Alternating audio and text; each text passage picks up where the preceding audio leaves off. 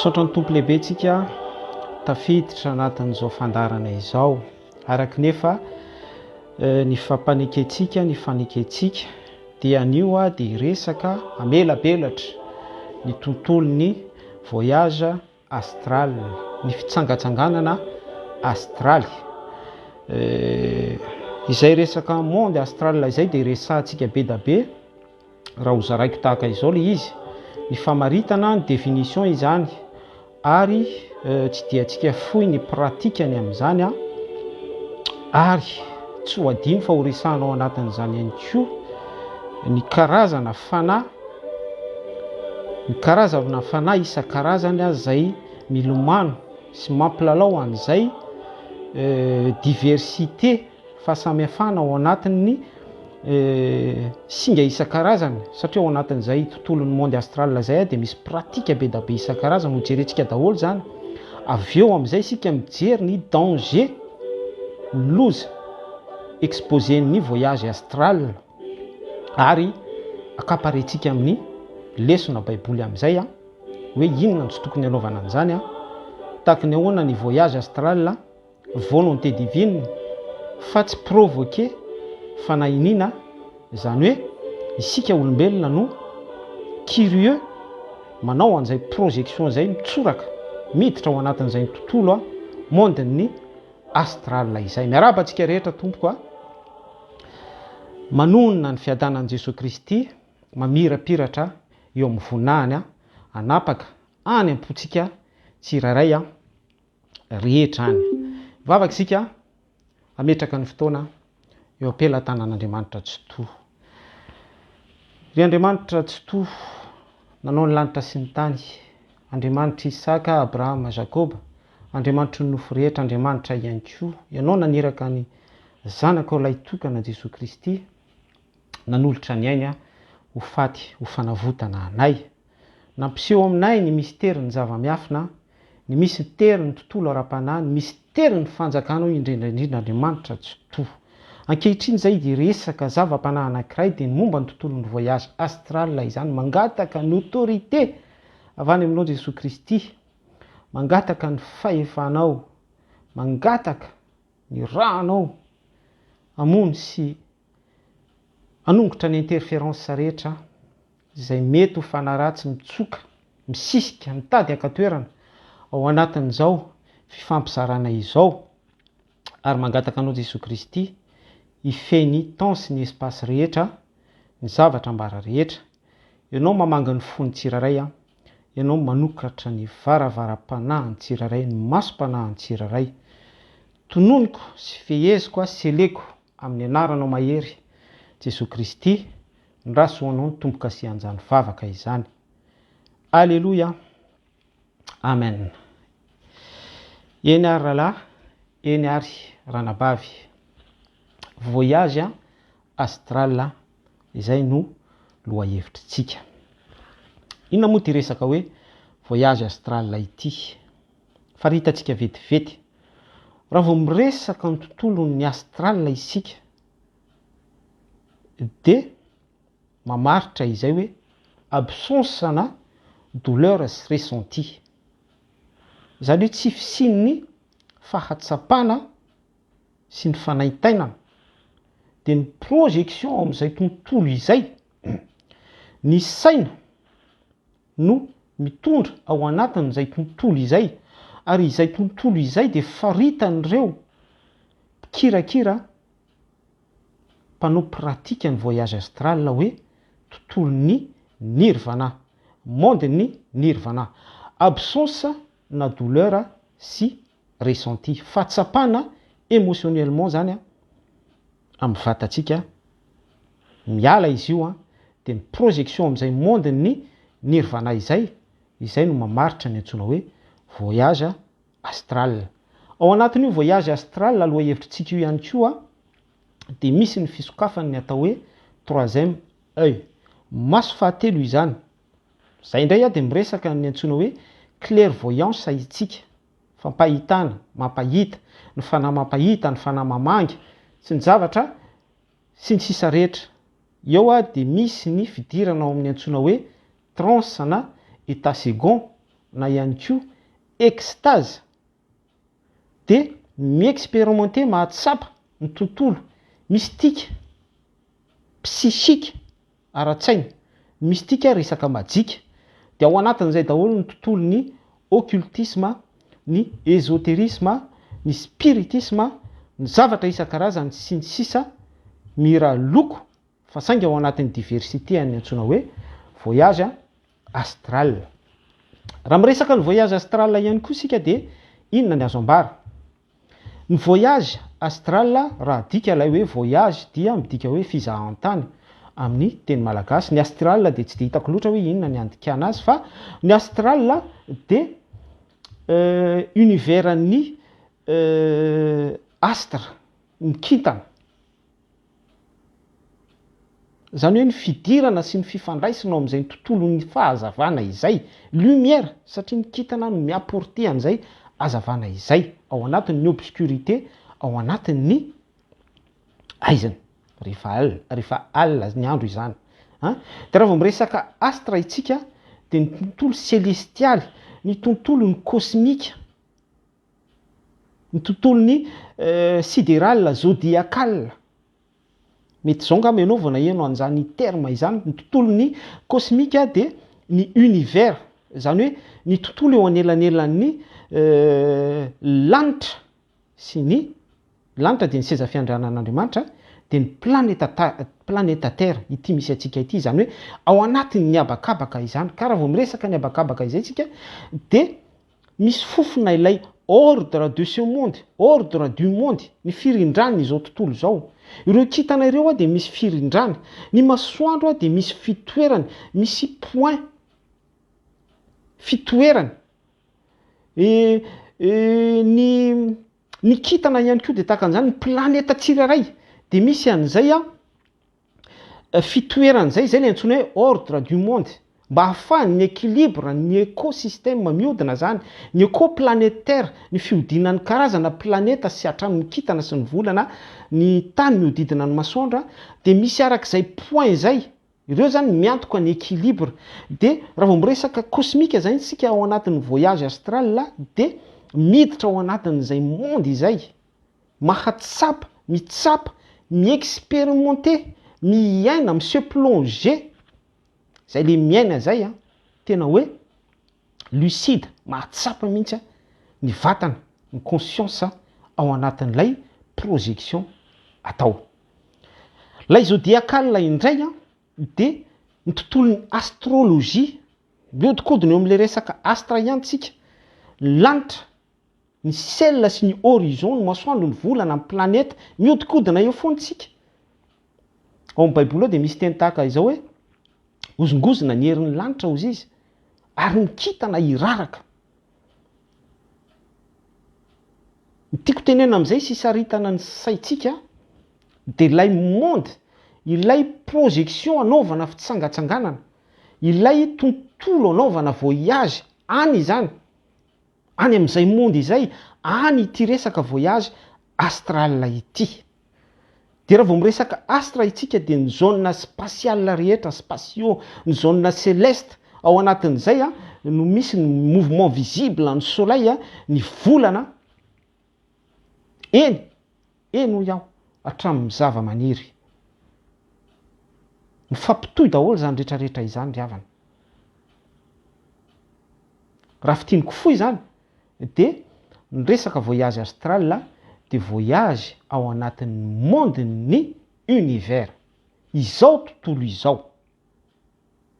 Tsindriko tsara izay univers, monde-ny izao tontolo izao. Eto dia efa manipy fampitandremana ao antsika sahady satria mazava be ny voasoratry ny bokin'ny Efesianina. Efesianina raha tsy diso izay Efesianina toko 9 vakitsika vetivety zay a.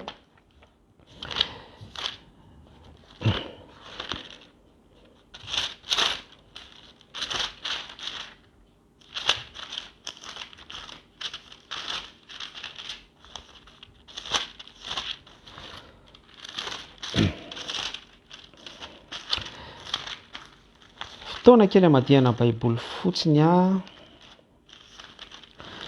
Korinthiana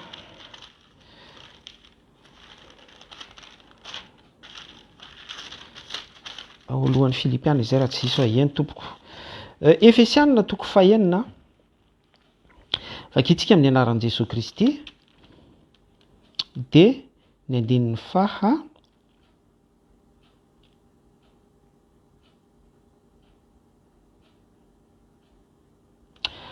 ty Efesianina toko 9 ty tena mahafinaritra be mihitsy satria mampianatra antsika ny amin'ny resaka protection divine izany dia ny armure rehetra izay tokony hitafitsika eo manomboka amin'ny andinin'ny faha-4 ambin'ny folo izy dia hoe mifaharaka sy kiny fahamarinana ny valahanareo izay ara-mitafiny rary no fiarovatratra, kiraroy ny fahavononam-panahy sy ny sisa rehetra tany saina eo tsara mihitsy. Dia raha mitohy famakinao an'izy io dia hoe fa isika hozy izy tsy mitolona amin'ny nofo aman-drà. Fa isika ry havana tsy mitolona amin'ny nofo aman-drà. Ao amin'io Efesianina toko 9 io misy an'izay. Fa isika izasy anao zany. Isika izao dia tsy mitolona amin'ny nofo sy rà fa mitolona amin'ny mpanjaka ny fahaimazinana dia ity izao tontolo izao ity. Mitolona Efesianina toko 9 andinin'ny faha 12 manazava azy tsara eo ambony eo hoe fa isika tsy mitolona amin'ny nofo aman-drà fa amin'ny fanapahana amin'ny fanjakana sy amin'ny mpanjaka n'izao fahaimazinana izao dia amin'ny fanahy ratsy eny amin'ny rivotra, eny amin'ny univers, eny ny combat atsika. Ka eto zany miresaka n'ity resaka voyage astral ity dia ny baiboly anefa eto dia manipika sy mampianatra antsika fa hoe misy combat, misy ady satria ao amin'ny tontolon'ny univers io ao no mivezivezy, ao no manidina, ao no misy fluidité, ao no miseho amin'ny heriny ny mpanjaka ny fahamazinana, ny mpanapaka ity izao tontolo izao ity dia tsy iza izany fa ny ange déchu, ireo anjely nazera tany an-danitra rehefa nioko tamin'Andriamanitra. Astra ny resantsika teo, anjely. Ny anjely dia ambaran'ny baiboly fa ange de lumière. Dia ireo le nazera tany an-danitra dia tonga mpanapaka eto amin'ity zao tontolo izao ity ao amin'ny monde astral. Zay ny tsara fantatritsika aloha. Ary zay dia isan'ny zavatra ampitaiko amintsika. Iresaka ary sika hoe inona avy ary no karazana voyage astral, ny karazana pratika amin'izay resaka astral izay. Fa mialohan'izay dia hidirantsika hoe misy karazany roa ny famaritako zany mamaritra eto ity resaka voyage astral ity. Misy ny voyage astral izay provoqué selon ny filana, zany hoe izaho mihitsy ny te hanao sorti hors ny vatako, SHC, sorti hors corps. Izaho mihitsy zany no ao anatin'ny obsession te hanandrana, te expérimenter resaka curiosité an'izay monde astral izay. Zay ny teboka voalohany. Ny teboka faharoa dia Andriamanitra mihitsy Yahweh Elohim no manokatra porte, manokatra ny andrana ny fahatsapana ny expérience amin'ity resaka voyage astral ity. Ary betsaka ny olo malaza ny filazantsara ny patriarcha ao amin'ny baiboly, mbola ho avy eo tsika nome ohatra ny amin'izany hoe izy avy reo Tsipriany sasatsasany ny amin'izany patriarka izany niditra tao anatin'izay monde astral izay nentin'Andriamanitra nanehoana ny vision, nentin'Andriamanitra nanomeza ny faminaniana, nentin'Andriamanitra sy ny sisa rehetra afahan'Andriamanitra tsotoa Yahweh Elohim nampita ny plany amin'ny fahamarinana tiany apetraka ho antsika taranaka miaina amin'izao vanim-potoana izao sy ny après rehetra mialohan'ny contexte fiafaranty izao tontolo izao ity. Hiditra amin'ilay resaka hoe pratika provoqué isika. Ho fitipitianiko fa tsy ho détailleko ilay izy satria eto dia mampitandrina antsika hoe tandremo surtout hoe curieux dia miditra ao anatin'izay monde astral izay fa grave be, zava-doza be ny vokatra ny danger ateraky ny expérience astral entin'ny esprit astral. Ary ao anatin'ny monde astral io rehefa misokatra ilay niresahantsika hoe 3e œil ao anatin'ny clairvoyance, be da be ny zavatra mystika na ambony miabo na ny ambany miiba izany. Ka izay ny ampitandremana antsika izay tontolo possible ny devolo no mikirakira azy amin'ny fahafenona. Eto dia tsy hampianatra bouddhisme, tsy hampianatra bouddhisme fa ny baiboly dia nampianatra antsika rehefa mivavaka méditation, mivavaka dia méditation. Dia misy teny tahaka izao fampianarana ataon'i Jesosy Kristy hoe midira ao amin'ny efitrano mangingina ozy dia nirainao ao amin'ny mangingina mamaly ny vavaka ao amin'ny mangina. Concentration. Dia io passage io no niseziseny devoly, io no nalainy ny mpandalina ny tontolon'ny ésotérisme, mpandalina ny occultisme, ireo mpanao projection astral. Baiboly dia nampianatra antsika hoe ny zanaka izao tontolo izao izy dia manan-tsaina konkoa no ny zanaky ny mazava, zanak'Andriamanitra. Ary tena marina izany. Fa ny zanaka izao tontolo izao dia tena intelligent.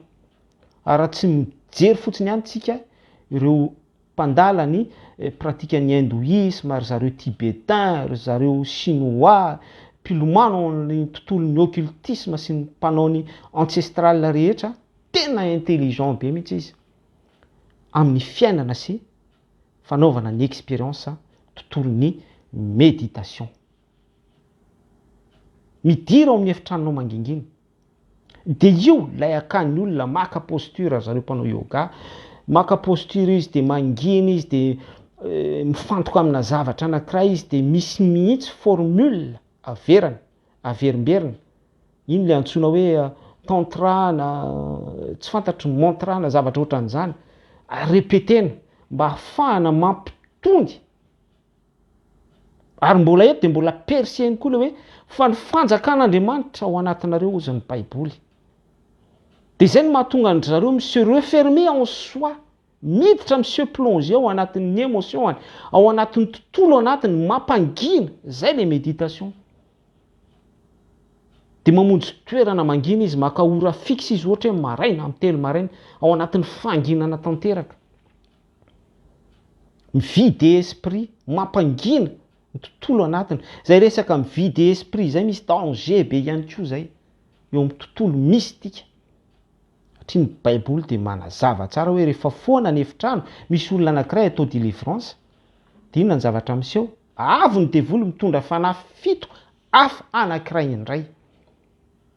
Fa za miteny aminao fa aingana be mihitsy ny devoly misezira ny émotion antsika, mameno ny âme antsika ary tonga ny esprit maléfique, tontolon'ny ésotérisme, ny tontolo astral, ny tontolon'ny kabala, ny tontolon'ny monde ny nirvana, ary tonga manana ny toe-panahy araka an'Andriamanitra le olona fa possible mihitsy hoe andany herina. De eo amin'izay no miseho ilay fanahy fito isan-karazany. De rehefa tafiditra ao anatin'izay pratika izay ny olona, hoe hiditra amin'izay tontolo astral izay, hoe mampangina ny ao anatiny rehetra izy, maka concentration izy, hatrany amin'ny fifadikanana izy io, hoe ity hanina ity de tsy azo hohanina fa mampavesatra, satria ao anatin'izay hoe monde astral izay de misy ny séparation an'ny corps physique sy ny tontolo éthérique ny corps astral. Resaka subtilité izay, ny corps anankifito. Ry zareo mpandalina ny ry zareo bouddhisme mahay an'izay tsara, ry zareo bouddhiste mahay an'izay 7 corps izay. Mety ho détaillé-ko ihany zay rehefa avy eo fohifohy. Fa eto am'le andrana pratika isika io. De rehefa miditra ao anatin'izay pratika izay, le olona araka ny teniny teo makany amin'ny resaka fifadikanana, posture, fampitoniana, concentration, fampanginana ny anaty rehetra, mivider esprit, m'invoquer amin'ny alalan'ny message subliminal, mihaino hira na ohatran'izany, de se profonder ao anatin'ny toromaso, de ao anatin'izay ny tonga amin'izay miasa ilay fanahy, rehefa vida ny esprit, rehefa tony ny tontolo rehetra ao anaty zany, de manomboka eo amin'izay misy ilay détachement ny vatana sy ny corps astral. Mialohan'izay de misy ilay fahatsapana, ohatra hoe ny température manomboka miova. Misy ihany koa lasa tery ty tratra ity de lasa miaina sepotra, tsy afaka miaina. Fa izany zavatra resahako anao zany plagian'ny baiboly daholo zany. Ohatra hoe mijery an'le resaka maripana teo zao tsika de misy passage de Jesous Christ rehefa misy rôla zay, tsy tadidiko aiza le passage zay, de tsy tonga saina mihitsy reto rôla mpianatra ireto hoe fampitantara zany izy de tapalahelo ny traité-ny olona an Jesous Christ nombona teo amin'ny hazo fijaliana, tsy nisy niasy ny sotra zao, nefa Jesous Christ en même temps nentin'ny fanahy niaraka tamin'izy rôla teo, de tsy conscient mihitsy izy fa ny feheziny fanahy ny conscience an'izy mirahalahy tsy atsapa ny présence an Jesous Christ. De rehefa nitohy lay voyage, un moment donné amin'izay namaky mofo Jesous Christ de nisaraka tapoka tamin'ny zareo, de tonga saina izy mirahalahy hoe tsy nangorangorana va ny tenantsika ozy. Zay lay resaka maripana resahako eto. Ny tiako tenenina amin'izay de hoe au monde ny esprit eo de misy ny plagian'ny satana foana amin'ny resaka baiboly. De teo amin'le resaka hoe miaina de sepotra, mbola ao anatin'ilay pratika ihany sika io, mitohy amin'le fahatelo. Misy ihany koa ny paralysie, voageja, immobilisé, ohatrany hoe tsy afa-metsika izany ianao. Fa za mino aminao efa ao anatin'ilay mouvement, efa ao anatin'ilay hoe teboka, fazy, manakaiky, efa amin'le ho tonga amin'le fisitahan'ny corps astral sy ny corps métaphysique, lay olona manandrana eo, matoa mahatsapa n'izay zavatra resahako zay. De ao koa ireo misy toy ny hoe menjera ny anaty vida izany. Anaty expérience daholo ny atsapana an'izany. De ivelan'izany de misy ny vibration mety hoe izay resaka vibration zay mety hoe vatana manontolo na ampahany amin'ny vantana. De ao anatin'izay rehetrarehetra zay no mitady équilibre ilay olona, manamboatra ny saina, ary surtout zareo mpanao pratika hoe amboariny ny saina hoe ekeko fa amin'izao fotoana izao de hisitaka amin'ny vatako aho. Ary zay filana izay ataony boiboika ao anatiny ao, de ampangininy manomboka eo ny vibration amin'ny tenany, miezaka izy mampitony an'izay, ampangininy ihany koa ny maripana, ampitoniny ny zavatra rehetra zay fahatsapana, ezahany, misaraka amin'izay izy, hidirana, midika izay fefa aspiré troan'ilay monde esprit astral ilay olona manomboka eo. Zavaiko fohy vetivety ilay hoe vatana anankifito sosona enveloppe amin'ny tenantsika selon an'zareo mpandalina ny tontolo boudisme izany zareo anatin'ny ésotérisme sy ny occultisme. Ngeza be araky ny fijerin'izy ireo famaritan'izy ireo de hoe corps spirituel ozy izy, zany hoe olona ara-panahy, vatana célestialy, ny corps divin, ohatran'i Jesosy Kristy re zany ny anoarany azy. Misy ihany koa zany reo eritreretin'ny zareo efa ao anatin'izay resaka corps spirituel izay reo grand maître rehetrarehetra ohatra hoe Dalai Lama, reo yogi ambony grady be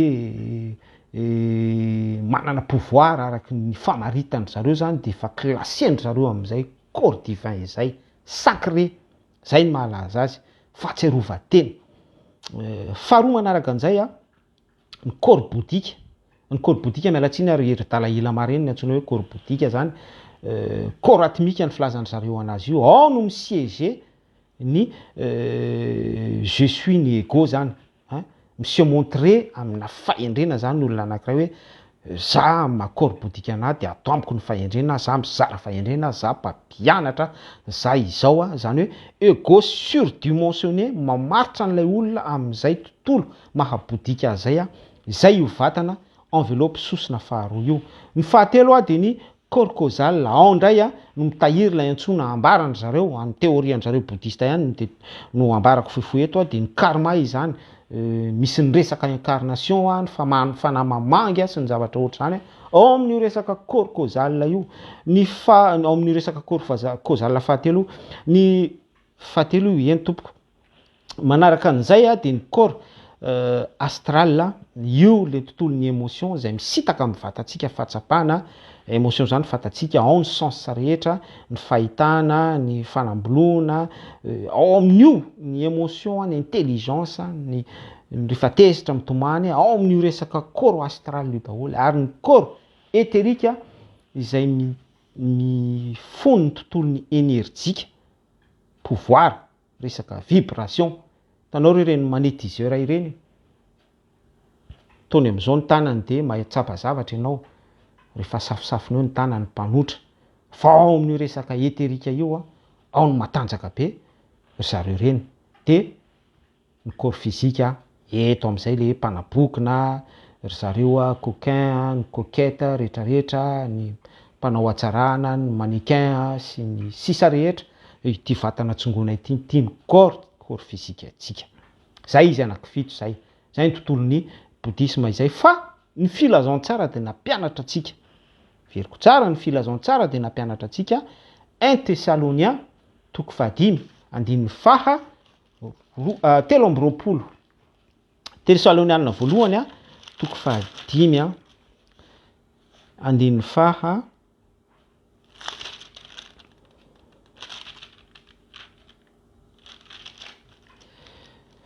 13.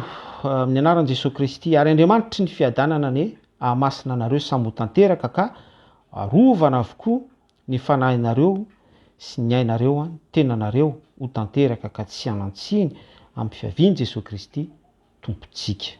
Corps, âme, esprit. Eto ny Baiboly de mampianatra tsara hoe tokony arovana ireo singa anankitelo ireo. Ora nefa rehefa tafiditra ao monde astral ny olona anankiray de exposé total ny tontolon'ny âme eo amin'ny tontolon'ny astral. Ry izay famaritana fohifohy ny amin'ny resaka voyage astral, ny pratika ary ny vatana anankifito izay misosona ho isa fito araky ny famaritany zareo mpandalina ny tontolon'ny bouddhisme azy. Toy izy atsika ihany ny famakafakana hoe monde astral, absence ny douleur sy ny ressenti, ny fahatsapana rehetra, m'atteindre ny tontolon'ny nirvana. Resaka ny anoizatsika ny resaka ara de inona avy tompoko ny karazana voyage astral misy isan-karazany izy io. Voalohany amin'izany ho lazaiko aminao de ny resaka décorporation. de doublement astral.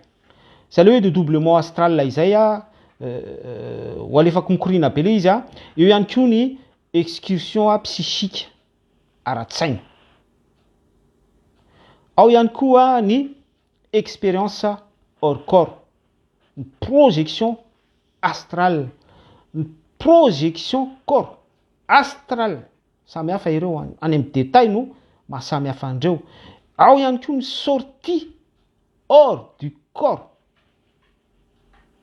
Izahantsika jerena fohifohy momba an'izany rehetrarehetra izany, ary ny farany dia ny olona tafiditra ao anatin'ny tontolon'ny transe escomatique. Mety gaga angamba ianao inona zany transe escomatique zay, ho aza vaiko fohifohy daholo zany rehefa avy eo tsy valam-paratsika fa fohy de fohy ny fotoana. Ao anatin'izay transe izay ny tontolon'ny extase. État second fahatsapana ankoatra. Hijery antsika n'ilay resaka décorporation. Ty décorporation ity mifandikantsika malagasy azy de hoe sambo haingo trano. Hafahafa be ihany le izy hoe sambo nefa haingo trano. Sambo zany tokony ngeza noho ny trano. Fa manambara izay sasiteny izay hoe mahatonga sambo lasa haingo trano, lasa zavatra bitika ao anatin'ny tokantrano.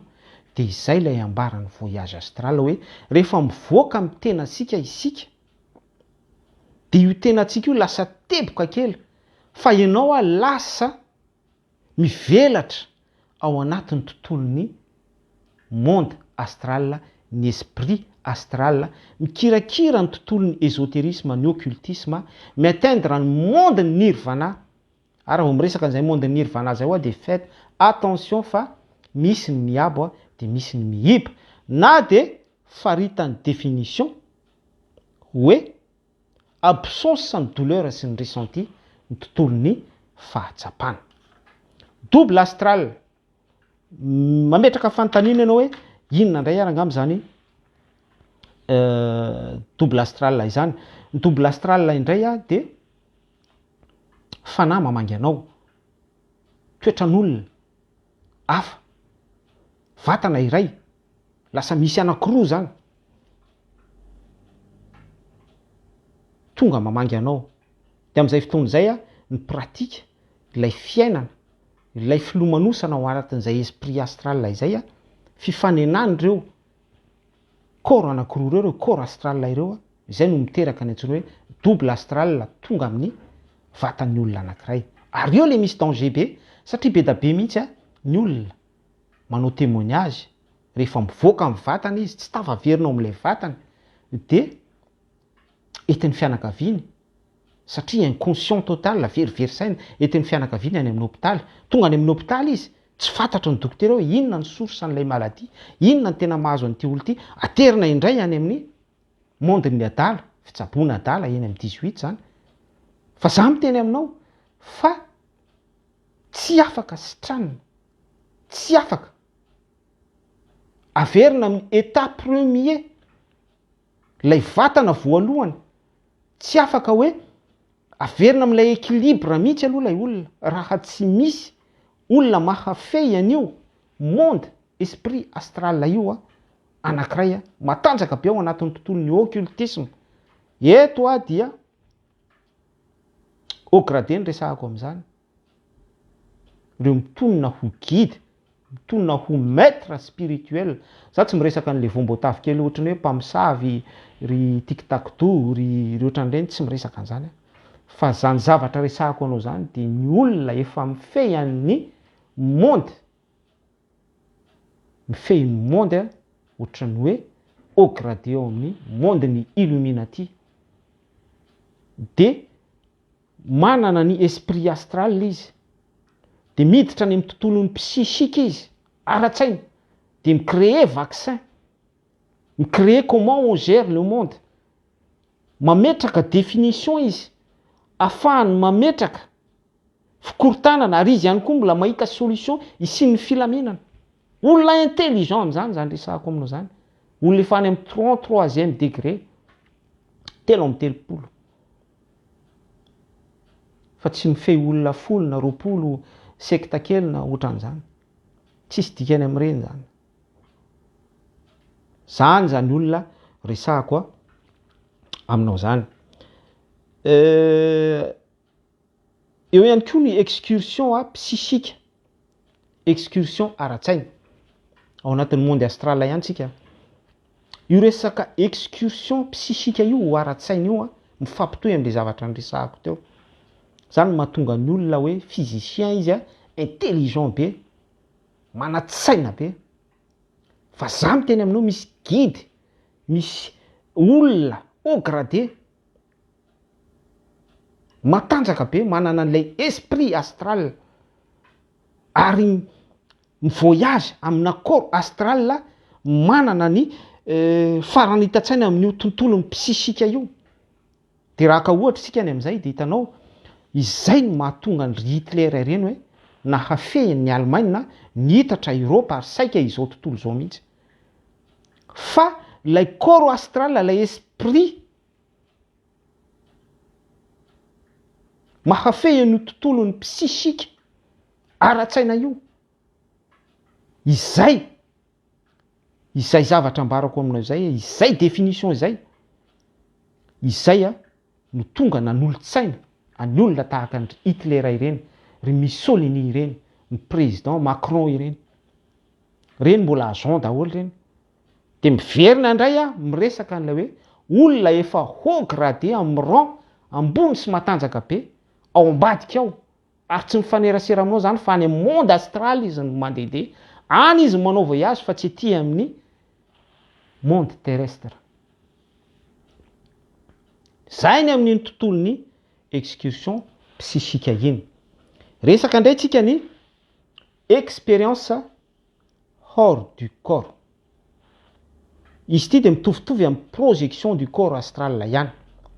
Expérience hors du corps, io ndray, io lay mahatonga ny zatovo am'izao, ny tanora am'izao hirotoroto be mihitsy hanao pratika ny voyage astral. Satria curieux te expérimenter ny tontolon'ny astre, ny tontolon'ny tsy hita maso any amin'ny habakabaka. Hitanareo ny misy sambon-danitra entin'ny vaisseau spécial ireny de makany amin'ny planète isan-karazany reny. Oui, ça existe. Tena misy mihitsy. Fa ity hoe expérience hors du corps ity, lay corps astral arak'ilay vatana anankifito ny resahako fohifohy teo misy an'ilay fisitahana amin'ilay vatana. De misy ny projection aspiré makany amin'ny tontolo io zany, cosmique, ny tontolon'ny univers, ny tontolo tsy taka-maso itsika. Fa izay tsy taka-maso izay misy projection andehanan'ilay corps astral ao anatin'izay de misokatra ny conscience amin'izay le hoe misokatra izay de miresaka an'ilay maso fahatelo indray troisième œil, clairvoyance. De ao anatin'io no mahita fahitana amin'izay ny olona isan-karazany. Ao izy no manofy, ao izy no maminany, ao izy no manandro. Pourquoi hoe manandro? Satria ao izy no mijery ny fipetraka ireo kintana ireo, ny fipetraka astre, ny fipetraka ireo masoandro ireo, ny fipetraka ireo planeta ireo, araky ny angle hipetrahany avy izay mampisy an'ilay équilibre, mapetraka ny énergie, mampiodina ny tany, isiny ny masoandro mandefa ny herin'ny hazavana, isiny ny volana mamiratra ao anatin'ny alina ny kintana. Averiko foana Baiboly miteny. Raha ohatra miteny an'izany rehetrarehetra zany attention fa ny Baiboly foana ny manana ny tenin'ny farany hoe ny herin'ny lanitra ozy de ozongozonina ary ny kintana iraraka.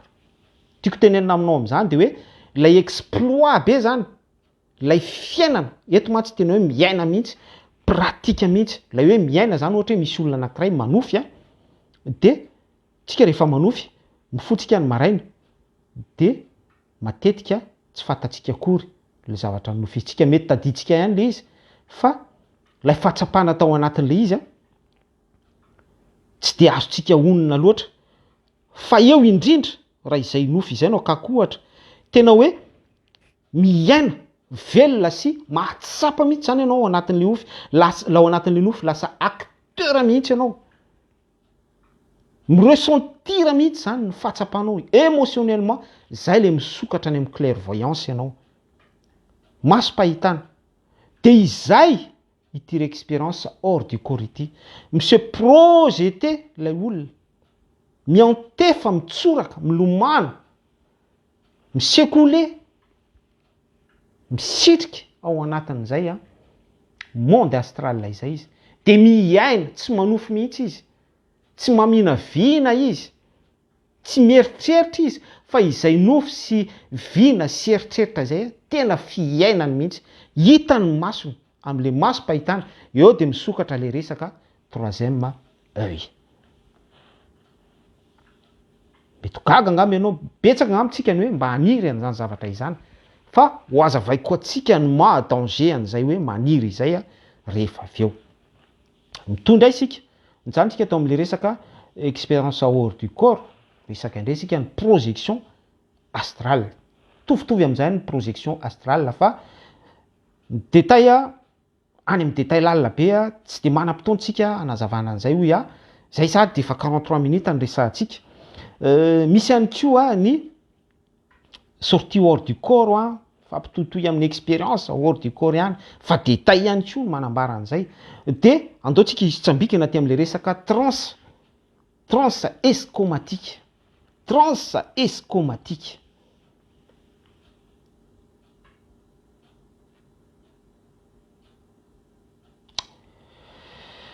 Gagangamitsika eo ahoana zany transe escomatique zany raha lasa ranay-bavy. Ny transe, ny définition en transe dia état second, zany hoe fahatsapana, fanjakana faharoa. Izao fahatsapantsika zao no fanjakana voalohany, tontolon'ny métaphysique ny 5 sens izany. Fa ny état second resahana ao anatin'ny transe escomatique ity de any amin'ny tontolon'ny dimension psychologique ara-tsaina. Tanao fa voakitika foana ao anatin'ilay tontolon'ny émotion, lay corps astral, eny dimension sociale ihany koa, satria lay ohatra efa nambarako atsika teo hoe tontolon'ny psychique, ireo mpifehy an'ity zao tontolo zao ity de misy au gradé, mpikirakira ny monde astral, mpanolotsaina azy ireo, satria izay le nambaran'ilay Efesiana ny vakitsika tary ambony, hoe tsy mitolona amin'ny famandray isika fa ny mpanjaka an'izao fahamazinana zao, ny mpanapaka royaume de ce monde. De ry zareo no mikirakira ao monde astral, marani-tsaina araka ilay nambaran'ny Baiboly hoe ny zanaka zao tontolo zao izy de marani-tsaina no ny zanaky ny mazava, ny zanak'Andriamanitra. État second ao anatin'ity resaka transe ity. Raha ho azavaiko fofoy de hoe ahoana ny andikako azy fitaterana zany, ara-panahy ao anatin'ny tsy fahatserovan-tena. Possible ihany koa ny fanahy mamangy ao anatin'ity resaka transe ity. Tanareo reny olona mihetsika tromba eny amin'ny ladoany reny, de après an'ny fiantson'ny fanahiny ohatra hoe Andria Amsara na Andria Namponomerina na tsy haiko izay mpanjaka rehetra tany aloha tany ary Kotomaditra sy otran'izany, karazana fanahy, zay le hoe fanahy mamangy. De tonga mamangy andry zareo mihitsy de monsieur manifesté amin'izay izy ao anatin'ny état second, transe escomatique, ary aton'ny resaka mystique ny tena matanjaka be mihitsy atao anatin'ity resaka transe ity. Misy fotoana isika rehefa ohatra hoe mideran'Andriamanitra, manao louange, adoration, de latsaka ny ranomaso ary misy fahatsapana.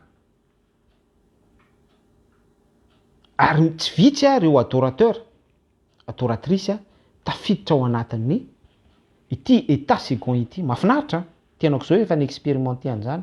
De manomboka eo amin'izay le miteny tsy fantatra, manomboka ao mandray faminaniana, manomboka ao mahita vision, manomboka ao mandray ny karazana don, ny famorana ataon'Andriamanitra ny lela sy ny sisa rehetra. Ny antony ilazako an'izany de anambarako amintsika fa ny devoly de manao copie foana izy, manao plagiat ny fomba fiasan'Andriamanitra. Maninona izy no manana réussite amin'izay? satria ny devoly dia fanahy, ary ny fanahy dia afaka mitraverser partout. Ny fanahy tsy manana limity. Ny fanahy raha ohatra hoe tsy afaka mivoyage ao anatin'ny espace-temps, monde astral. Zay ny fanahy zay. Ary zay mahatonga azy matanjaka be amin'ilay antsoina hoe séduction. Maka fanahy.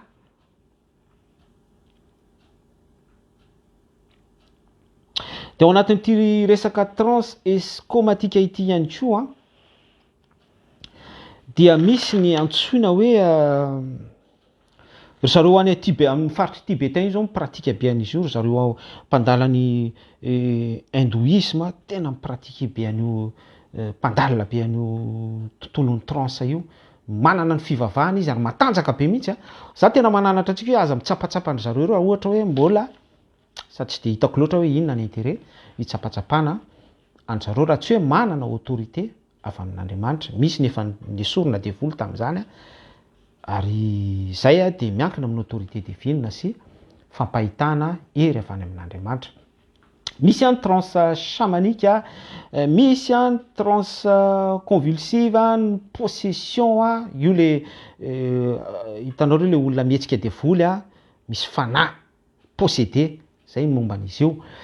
Ny trans divinatoire reny indray le resaka médium, maminany mamantatra ny hoavinao, ny resaka vitana, mampahita, ny resaka vision. Izy fotoantsika tary aloha ny resaka zodiaka sy ny ohatran'izany ao amin'ny tontolon'ny médium, trans divinatoire daholo ny filazan'ireny. Ny escomatika moa dia le hoe ivelan'ny vatana, fitsangantsanganana astral, zay ny tena mahalaza azy. Misy ihany koa ny trans érotique. Gaga angamba isika ahoana ary zany trans érotique zany. Fa tena misy io raha lasa ranabafy pour atteindre l'orgasme. Pour atteindre l'orgasme. Tsy miresaka an'ireny le acteur sy actrice mpilalao film maloto ireny tsika.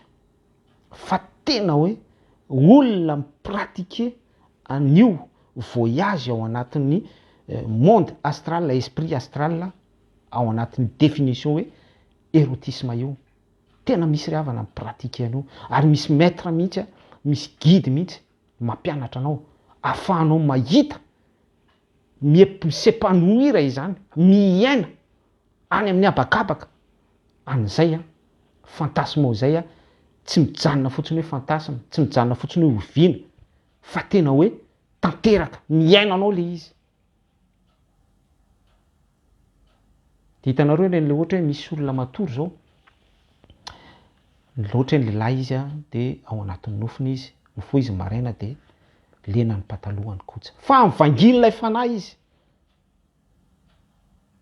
Nisy corps astral mpikirakira n'io tontolon'ny trans érotique io, mpandalina sy mpiainana io anamagy anazy ary nanome plaisir anazy, naka plaisir ihany koa ilay corps astral, fa tsy conscient an'izany le olona. Betsaka tsika nefa tratran'izany. Fa rehefa tonga aminao zay zavatra zay dia mila manidy varavaranao, rehetinao anatrehan'i Jesosy Kristy. Izay expérience any anao zay satria possible mitarika danger mitondra ho anao amin'ny varavarana ankoatra. Izay famangin'ny corps astral izay, anao ao anatin'izay trans érotique izay. Dia mifampitohy amin'izay ihany ny extatique, zavatra mystique. Raha miresaka mystique atsika dia ny tontolon'ny majika sy ny ohatran'izany. Ny trans hypnotique, io le be da be any amin'ny église manjeranjeram-pino. Ivelan'ny église ny spectacle mahita be da be tsika amin'ny télé. Fa misy corps astral sy esprit intelligent, esprit astral miasa matanjaka be ao anatin'izay monde ny hypnotisme izay. Médiative, resaka tontolon'ny saina. Fa misy fotoantsika passive mijery télé, misy fotoantsika passive mijery film, série, amour, gloire et beauté na zavatra ohatran'izany, film horreur, zombie. Fa tellement la intelligence an'ilay corps astral miasa sy ilay maître ao ambadika pikirakiran'izay monde ny médiative izay misaisira ny conscience atsika ary mivady amin'ny tenantsika dia lasa tonga pasiva itsika manaika ny efipetsin'ny satana sy ny devoly ao anatin'izay ny tontolo ny médiation tiany apetraka andemeny ny saitsika izay.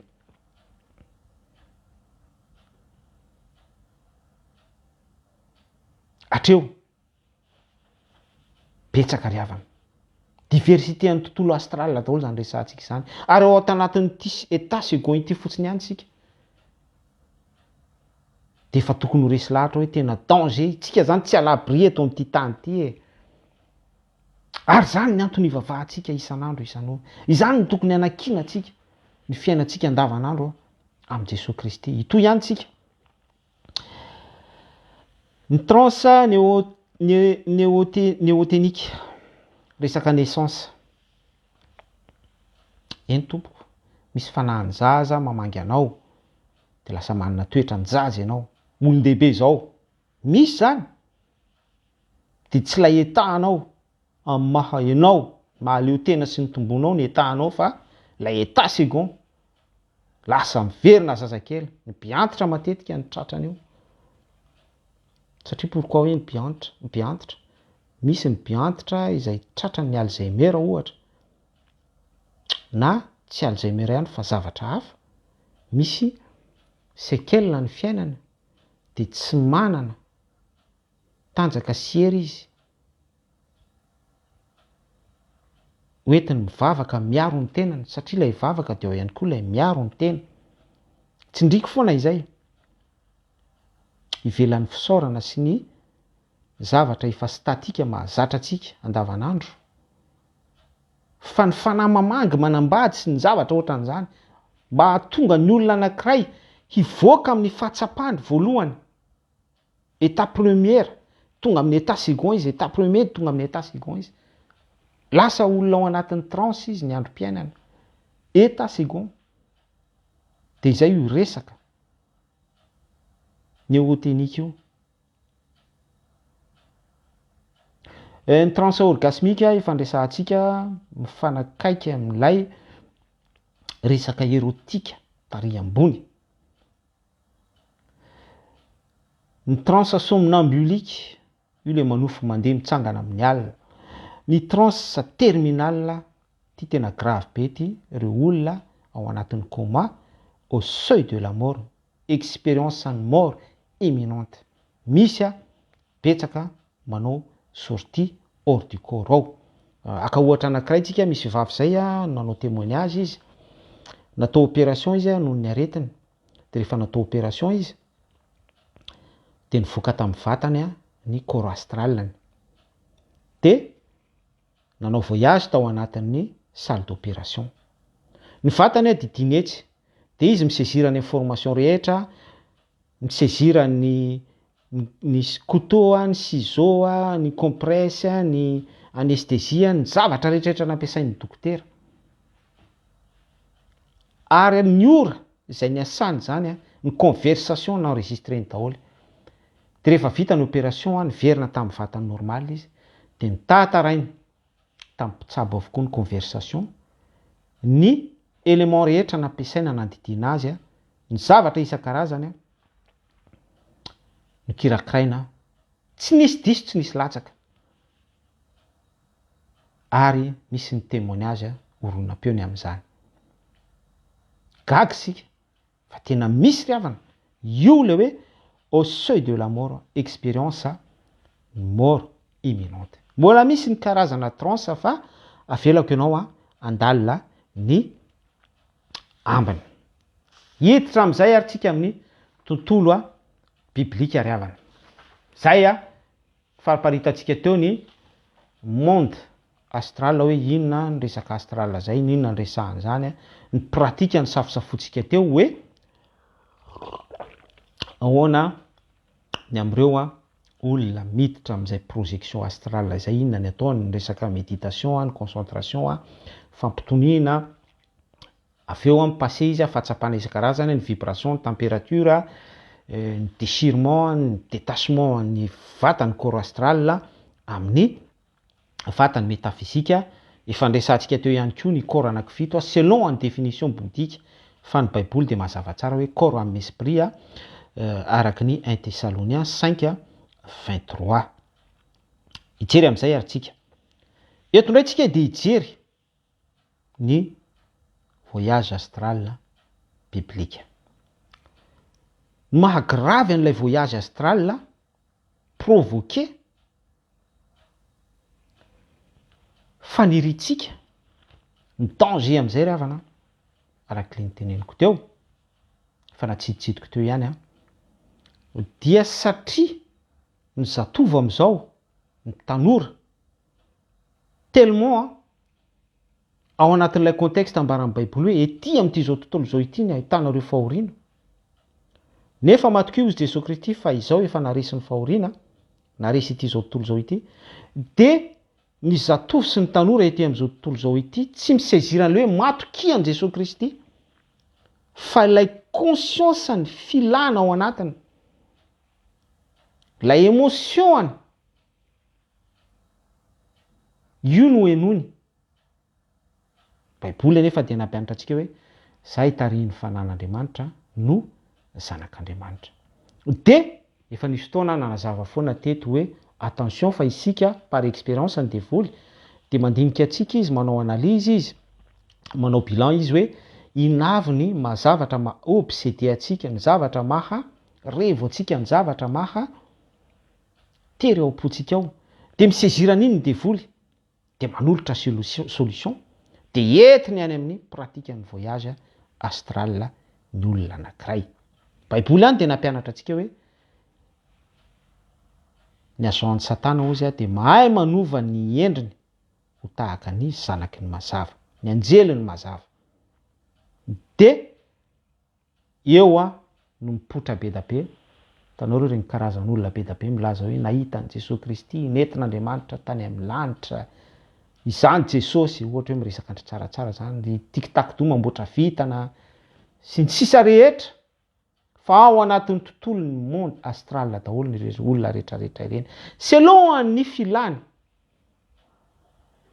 selon an'ilay obsession miresaka an'izay obsession zay tsika de danger be mihitsy satria tsika tokony hijanona foana amin'ny contexte hoe izay tarihiny fanan'Andriamanitra no zanak'Andriamanitra ary satria miditra amin'izay le olona de mazava ho azy fa tsy ao aminy vokatry ny fanahy ny vokatry ny fanahy dia fahononan-tena contrôle de soi ngeza be izay zavatra resahako zay mahono tena isika contrôle de soi izy en français tsy ao dikan'izay de hoe tsy ao zany ilay fanahyn'Andriamanitra tsy ao ilay fanahy Jesosy Kristy tsy ao ilay fanahy divin papahita pur saint céleste zay célestial zay de lay avy amin'ny Jesosy Kristy avy amin'Andriamanitra tsy toy Yahweh Elohim fa rehefa tsy ao izay de mazava ho azy fanahyn'izy démonie no miseho mampiova ny endro no tahaka ny mazava de zay misy amin'izay ny hoe mahita anjely guide maître sy ny sisa rehetra fa ireny rehetra ireny de ambody mitafody janak'ondry na ny marimarina kokoa lay anjely ny maizina manova ny endriny ho tahaka ny zanaky ny mazava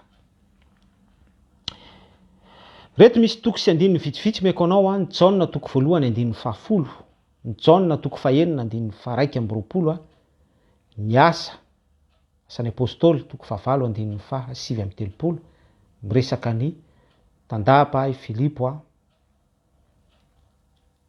reo toko sy andininy anankitelo meko anao reo expérience astrale satria de nisy acteur netiny fanahy vakio reo toko sy andinindreo de par rapport amin'izay zavatra nazavaiko anao tany aloha rehetra izay mety mbola tsy resy lahatra ianao vakio de manaovy ianao fandalina ny Matio toko 4 ihany koa Jesosy Kristy rehefa nalainy devoly fanahy netiny devoly tany anefitra netiny fanahy tany anefitra ho alainy devoly fanahy zay ny marimarina kokoa resaka voyage astral daholo zany rehetrarehetra izany. Ary misy passage imbetsaka Jesosy Kristy ohatra hoe izy de tapitapika eo de tonga amin'ny toerana anankiray, zany hoe tsy fehezin'ny espace-temps. Tiako tenena am'izay de hoe raha manao kady zany tsika de hoe tokony hoe afaka adiny ray izy vao tonga any amin'ny toerana tahaka izao, na mety ray andro mihitsy satria tamin'izany tsy nisy zavatra afaka niondranana sy nandehanana, fa eo no ihany izy de ary amin'ny toerana anankiray. Jerentsika ny toko sy andininy am'izay rehefa avy eo. Noteko any le izy raha tsy diso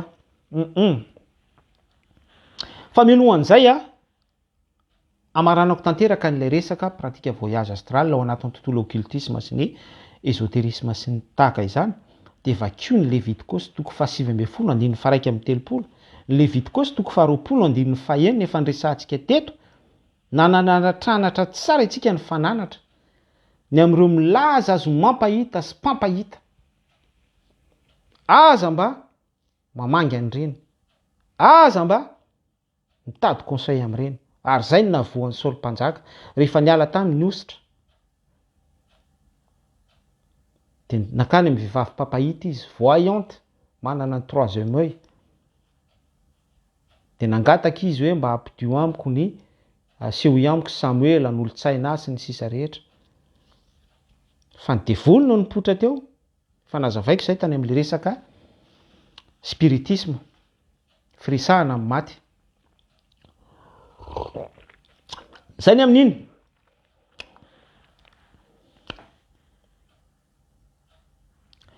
Jery avy hatrany ary tsika ny expérience biblique momba ny voyage astral. Vakina avy hatrany ny Korinthianina 2 toko 12.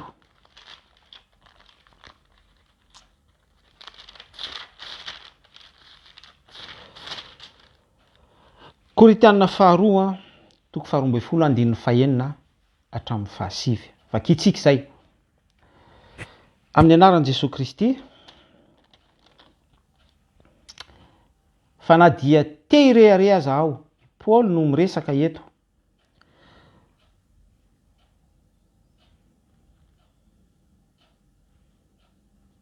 Andraso verenitsika any amin'ny andininy 1 mihitsy, tsy maintsy mirehareha aho na dia tsy mahasoa aza izany, fa androso ilaza fahitana sy fanambaran'ny tompo aho. Ilaza vision zany eto Paul, zavatra nasehon'ny tompo taminy. Mahalala olona anankiray ao amin'ny Kristy aho, tokony ho 40 taona lasa izay, natao amin'ny tena na tsy tao amin'ny tena, tsy fantatro. Zay passage zay milaza resaka tontolo astral izay. Teo de nanazava n'le resaka corps, hoe ny corps tsika de misy ny antsoina hoe corps astral, tontolo ny émotion lay misitaka amintsika, izay ao anatin'ny vatana fito zareo bodika, fa ao anatin'ny corps amin'ny esprit ho antsika mpandalina ny Baiboly. De io tontolo ny saitsika sy ny fanahintsika io lay ambaran'ny Paul eto. Tsy maintsy mirehareha aho na dia tsy mahasoa aza izany ozy izy, fa androso ilaza fahitana sy fanambaran'ny tompo aho. Mahalala olona anankiray ao amin'ny Kristy aho, tokony ho 40 taona lasa izay, natao amin'ny tena hoy izy, na tsy tao amin'ny tena. Zany hoe raha nisy zany olona ny expérimenté ivelan'ny vatany amin'ny mahapoly azy de milaza izy, tsy maintsy mirehareha ozy izy na de tsy mahasoa azy izany, fa izy ihany koa dia ny expérimenté an'izay tontolo ny voyage astral izay nandraisany fanambarana tamin'i Jesosy Kristy. Toizatsika amin'ny famakena. Tsy fantatro Andriamanitra ny mahalala. Ilay anankiray de nakarina any amin'ny lanitra fahatelo. Resaka paradisa mihitsy eto, nampahitana. Tsy teny betsaka mihoatra ny voasoratra, fa raha ny olona nampahitana Resakitsika ohatra hoe John manoratra ny apokalipsy. Monde astral ihany koa ny esprit astral, ny corps astral ny John. Nisy ny projection astral nandehanany John nandray ny fanambarana ny apokalipsy ho vakitsika io zay rehefa avy eo. Paul eto ny manambara. Tiako ianao ihany koa hiasa saina kely andalina par rapport amin'ny zavatra nazavaiko tany aloha rehetra tany ary akaparenao amin'ny soratra masina ato amin'ny Baiboly. Ary mahalala ilay olona anankiray aho, andininy fahatelo, natao amin'ny tena na tsy tao amin'ny tena tsy fantatro, Andriamanitra mahalala. Enjana be le fanetretenan'ny Paul eto. Mahalala olona anankiray ny ao amin'ny tenany tsy teneniny mihitsy eto. Fa mahalala olona anankiray ozy fa le amin'ny tenany dia ataony ao anaty fonotena foana hoe tsy fantatro fa Andriamanitra mahalala ozy.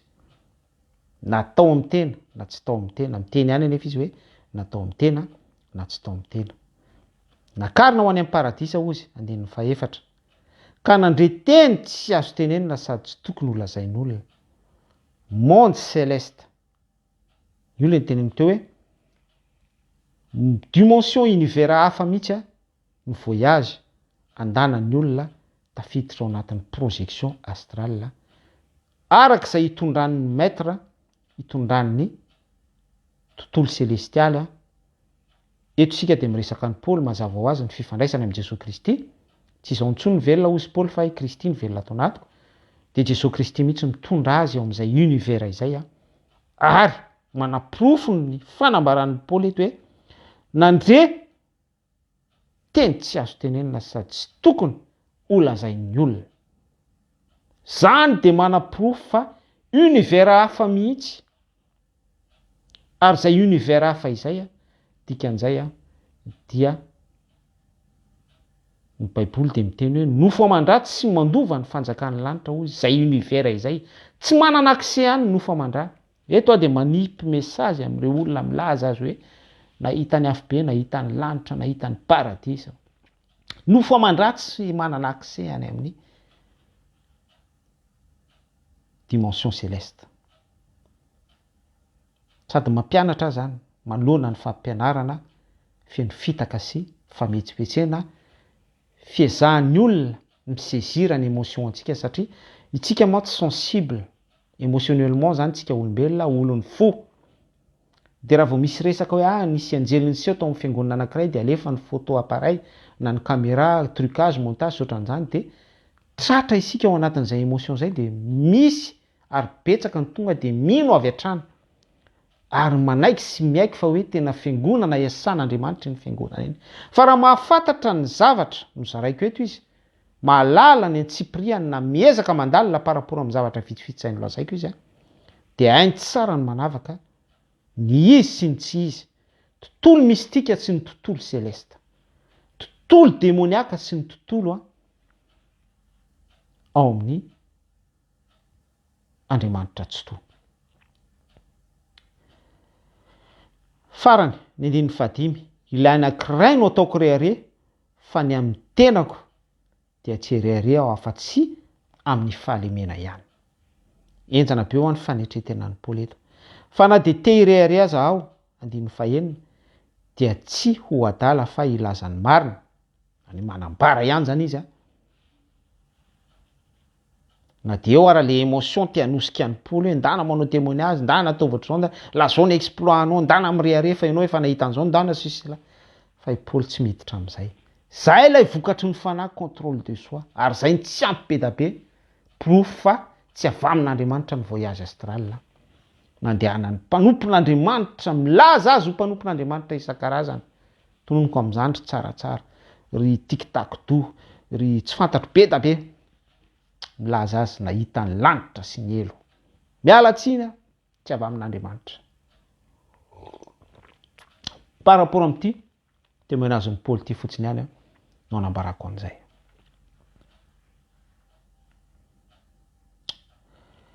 Fa inona farany fa na dia te hirehare aza aho dia tsy ao adala fa ilazany marina, nefa tsy manao izany aho fa andrao misy olona mihevitra ahy mihoatra noho izany izay ahitany na izay andrenesan'ny tenako. terainao Jesosy raha lasy ranabavy. Saotrany Paoly tsika ny amin'izany fampianarana zany. Fakitsika ilay voyage astral nandanan'ny Jaune ny Apokalipsy 4 andiny voalohany sy fahatelo.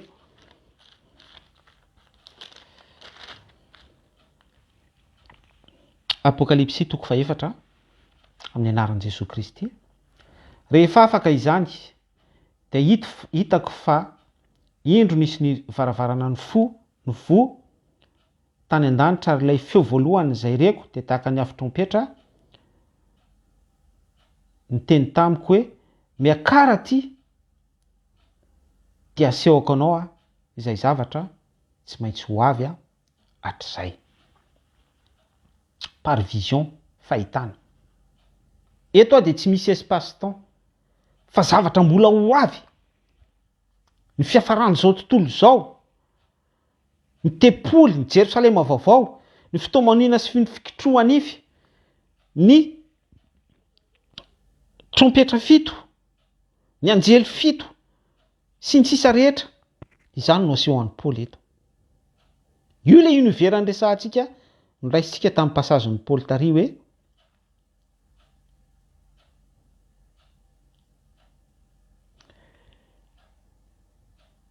nandre teny tsy azo tenenina, tsy azo tononina. Univers ankoatra mihitsy. Monde hafa mihitsy. Zay ilay ambara eto.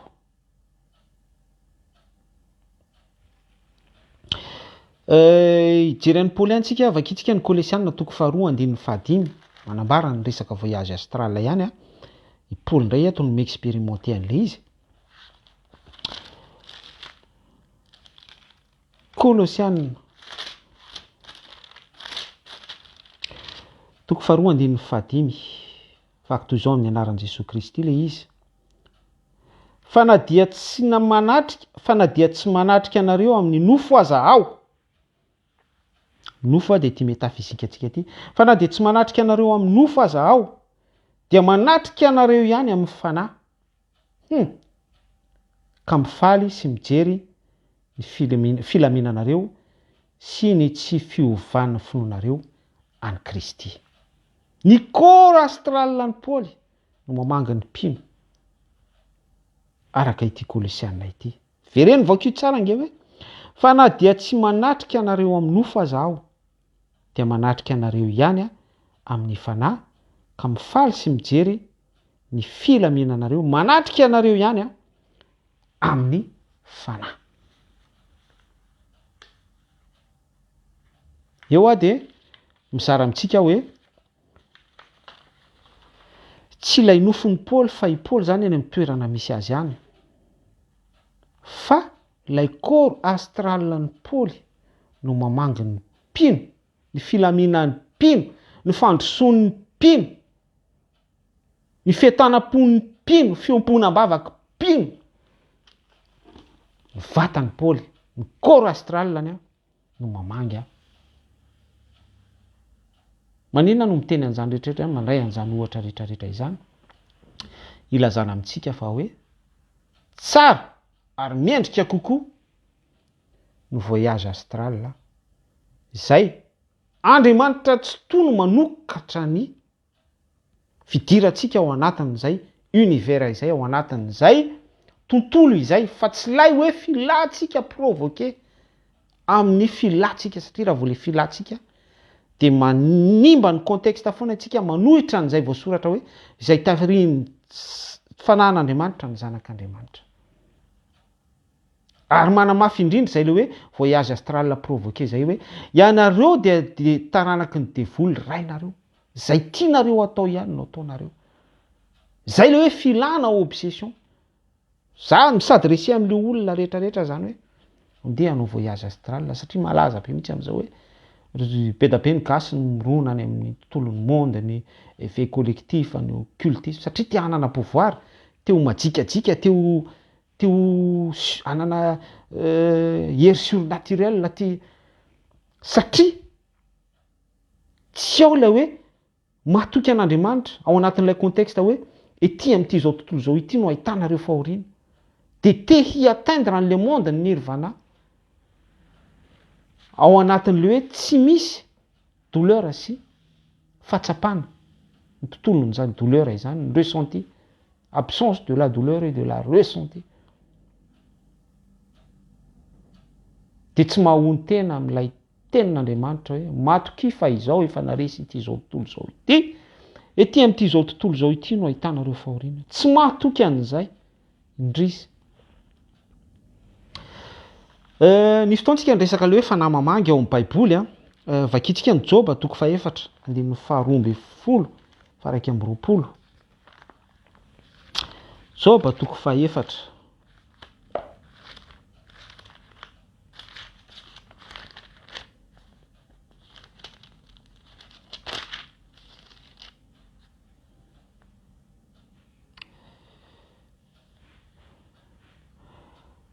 Ary nisy teny tonga tamiko mangingina ary ny sofiko nahareosiosio avy taminy. Tamin'ny eritreritra avy amin'ny tsindrimandry alina. Job eto ao anatin'ny fahoriana be mihitsy a. Raha sondria tory ny olona dia azo tahotra siovotra aho ka nampiororo ny taolako rehetra izany. Ary nisy fanahy nandalo teo anatrehako ka nampitsangam-bolo ny tenako. Nijanona izy nefa tsy nahafantatra ny tarehiny aho. Nisy enjin-javatra teo anoloan'ny masoko, nisy fanginana dia nandreo feo aho nanao hoe ho marina no Andriamanitra va ny zanak'olombelona, ho madio noho ny mpanao azy va ny olona. Indro tsy mahatoky ireo mpanompony aza izy, eny ny anjeliny aza ataony ho tsy tonga ohatra, ka maika izay mitoetra ao an-trano tany sady avy tamin'ny vovoka no niaviany ary mora-poritra noho ny kalalao izy. Indray andro monja dia montsana izy, tsy misy misaina azy na dia levona mandrakizay aza izy. Tsy voaongotra va ny kofehin-daina ao aminy, maty izy nefa tsy mbola manam-pahendrena. Eto dia misy fanahany Elifaza. Vakio le contexte soramandry ery ambony, ny teny voalohany nataony Elifaza. Manakora ny Job ao anatin'ny fahoriana. Io le fanahy mamangy. Job ao anatin'ny torimaso. Misy fotoana ny teny tary ambony hoe resaka érotisme, ny resaka shamanika, ny zavatra ohatran'izany, trance. Fa rehefa matoritsika dia misy fanahy mamangy atsika. Dia izay ny tranga mahazo an'i Job eto. Araka ny Job toko faefatra andininy faharoa amby folo sy faraiky amby roapolo. Misy koro astral miteny mamangy, mampahita, mampiororo, mampatahotra. Zany ny anton'ireny nofo ratsy sy ny sisa rehetra. Efa miditra ao anatin'ny monde astral ny olona. Be da be nge ry havana ny zavatra kitikitian'ny devoly na io lafin'ny nofo fotsiny io ihany ary. Mba ahafahantsika se projeter any amin'ny monde astral. Fa rehefa tafiditra antsika dia anazy tanteraka. Rehefa tsy Andriamanitra no mitondra antsika ao anatin'ny nofy. Fampahitana araka ny volonté divine sy ny fampahitan'Andriamanitra. Velan'izany dia vakio ny Ezekela toko faefapolo. Incroyable hoe Ezekela tamin'ny vanim-potoanany mahita fahitana ny amin'ny tempoly any amin'ny apokalipsia. Ny firafitry ny tempoly, ny mesure an'izany tempoly zany, Jerosalema vaovao. Fa resaka astral avokoa zany. Tontolo astral, univers, tsy ao anatin'ny espace-temps intsony zany. Fa zavatra aty amin'ny apokalipsia izay naseho an'i Jaona, naseho an'i Ezekela mpaminany tamin'izany. Dia ohatran'izay ihany koa ny resaka Jeremia toko voalohany, ny amin'ilay vilany mitongilana sy ny toy-andrehitra amigdala. Misy fanambarana astral, fampahitana ao anatin'izany rehetrarehetra izany. Maram-panarako azy fa mandeha be ny fotoana dia hoe mitandrema isika amin'ity resaka voyage astral ity. Navazavaiko teo le izy hoe ny Baiboly dia manipika tsara fa corps âme esprit dia ny tontolon'ny émotion antsika ao amin'ny âme antsika izay champ de bataille an'ny devoly. Ao no tena misy an'io corps astral io. Ary io corps astral io miala amin'ny vatantsika dia manomboka hoe tsika mahita tonga ao amin'ny tontolo faharoa ivelan'ilay fisehoana ao anatin'ny vatana astraly ankoatra indray hoe état second, resaka transe sy ny resaka extase. Fa eto indray dia tena hoe misy ny projection miditra ao amin'izay tontolo univers astral izay dia miaina zany hoe raha ohatra zany ny tontolon'ny fantasma tsy mijanona intsony hoe fantasma vinavina fa miaina lasa acteur ao mihitsy ilay olona misitraka. Dia ohatra zany ohatra hoe olona anankiray entiny misy corps astral mamangy anazy zany mahatonga azy monsieur masturbe satria ilay corps astral iny tsy hitany masony zay le fanahy mamangy zay dia eo izy manao masturbation hoe maka plaisir eo izy imaginaire amin'izay any anatin'ny sainy any fa tena présent mihitsy le corps astral misitraka miaraka aminy koa eo. Ohatran'izany ny fomba fiasan'ny devoly ao anatiny eo voyage astral eo. Dia ivelan'izany moa misy ny olona mipratike an'le voyage astral ohatra hoe mivisite voisin izy miray amin'ny zazakely izy zany ao anatin'izany daholo tontolo diabolika. Ivelan'ilay resaka psisika andresantsika hoe mifehan'ity zao tontolo zao ity ny intelligence ny savant ny professeur rehetra misy fifandraisana amin'ireo haut gradé any amin'ny 33e degré any efa haut gradé be any amin'ny temple pyramidal any ambony any dia ve izy mikirakira amin'izay araky ny tolotsaina voarayany amin'ilay guide sy ilay maître ao dia mipratike aty ambany mikosehy an'ireo karazana filoham-pirenena professeur amin'izay farany hitan-tsaina izay.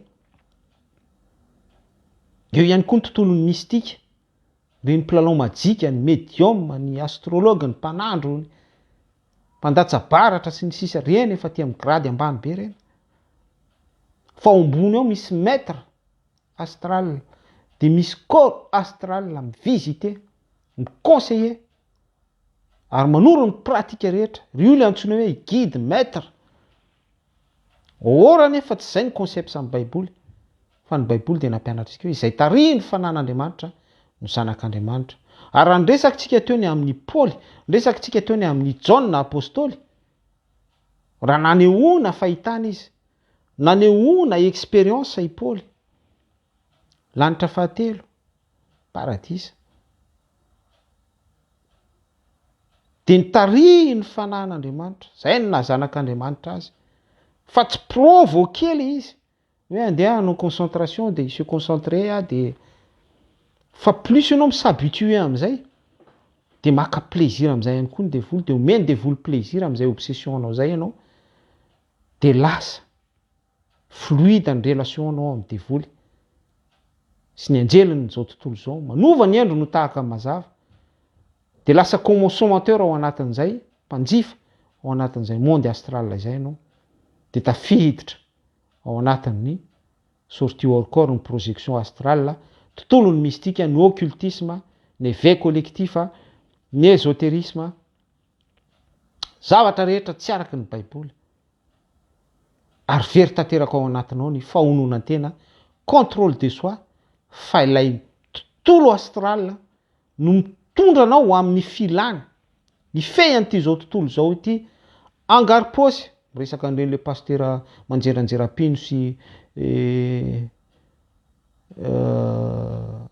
mangalatra dimy sy zavatra ohatran'ireny mivokatra ampahafolokarena misy fifandraisana amina corps astral intelligence astral daholo ny rehetrarehetra ireny tontolo ambadika tsy hita fa ny zavatra hitantsika dia hoe business ny ohatran'izany faminaniana mandainga entina ahafahana miséduram-pino fa ilay parole sy ilay faminaniana ilay endrika faminaniana tonga ao an-tsaina efa tolo-tsaina avy amin'ilay guide sy maître spirituel astral ilay corps astral mifanerasera taminy manindry mandry azy fanahy mamangy azy dia ohatran'izany reny eny ambato ny radama rehetrarehetra ny mpamindeha eny Ambohimanga mpamonjy fitampoa reo mihetsika tromba rehetrarehetra fanahy mamangy misy corps astral miditra ao amin'ny vatany mamangy azy dia miresaka aminy manolo-tsaina aminy dia tonga en transe izy, possédé izy, fa niresaka zany tsika teo, possession, transe possessif, possession. Betsaka ry havana par rapport amin'izay zavatra niresahantsika izay a, dia mino aho fa misy zavatra be da be voray anao ao anatin'izany, ary mino aho fa mandray lesona ihany koa ianao mba hahafahanao foana mitahiry ny sitrapon'Andriamanitra, mba hahafahanao a malina indrindra indrindra ety amin'ity zao tontolo zao ity.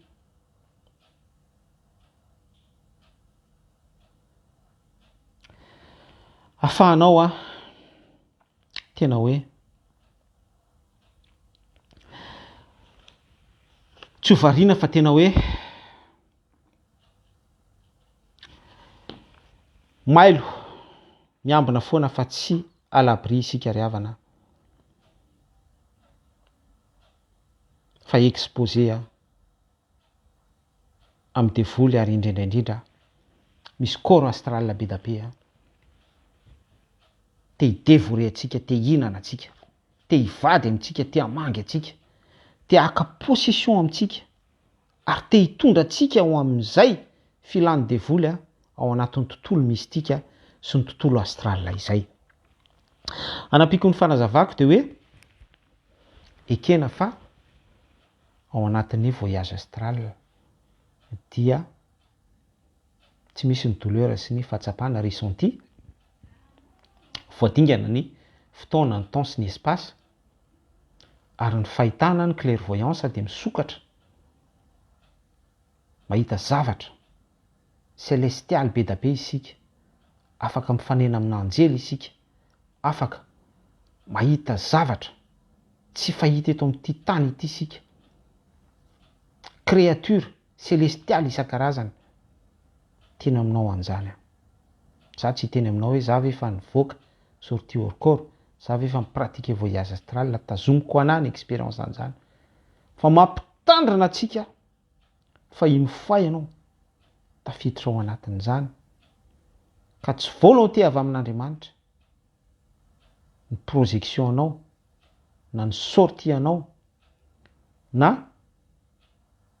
tsy volonté avy amin'Andriamanitra ny fanahy tonga namangy anao, ny vady aminao arak'le resaka nofo teo sy ny sisa rehetra, zany hoe ivelan'ny contexte tanteraka hoe izay tarihin'ny fanan'Andriamanitra ny zanak'Andriamanitra, dia manomboka eo tsy mora ry havana ny ady travail tsy maintsy atao aminao, satria ny teolozian'ilay fanahy efa manomboka mahazo toerana any amin'ny corps astral anao anatin'ny vatanao amin'ny tontolon'ny psychique anao ary ilay esprit efa maka maître tonga mpanapaka amin'ny tenanao esprit mal manolotsaina ny fisainanao rehetra, mahatonga anao hisitraka n'ilay tontolo astral, ny univers, ny cosmique sy ny sisa rehetra, ny zodiacal, lasa miantehatra amin'ny fipetraka ireo planeta sy kintana ireo mijery ny firindran'ireo miankina amin'izany ao am-ponao, lasa mirona betsaka amin'izany ianao, ary manovo hery tontolon'ny vibration, fréquence. Teny aminao fa tsy mora ny asa, tsy maintsy atao aminao ny délivrance andresahako amin'izany. Ary eto dia mitodika amin'ireo mpanao délivrance par rapport amin'izay zavatra nizaraiko izay, dia ny fanahy manandevo ny olona tsiraray dia mila manana n'ilay masom-panahy misokatra, troisième œil ozy ry zareo amin'ny clairvoyance, izay tsika vao afaka mahita ny natiora, ny karakteran'ny fanahy manandevo mahatonga n'ilay olona mpanota, esclave ny ota isan-karazany. Tiako tenenina amin'izay dia hoe manentana anao miadiva an'izay amin'i Jesosy Kristy, aoka isika hitalao an'izay amin'ny tompo, ananatsika an'izay fanomezam-pahasoavana izay ahitantsika amin'ny alalan'ny discernement, fahitana ny vision, ahafahantsika mahita ao anatin'ny monde-ny astral. Précis kokoa amin'izay fotoana izay ny délivrance ataontsika. Ny fitelozena ny karazana esprit ao amin'ny vatan'ny olona anankiray mba tsy ho lasa statika be, mba tsy ho lasa film miverimberina foana isan-kalahady, dia misy délivrance foana ao amin'ilay fiangonana, tsy miova mihitsy anefa ny état de corps amin'ny esprit an'ilay olona.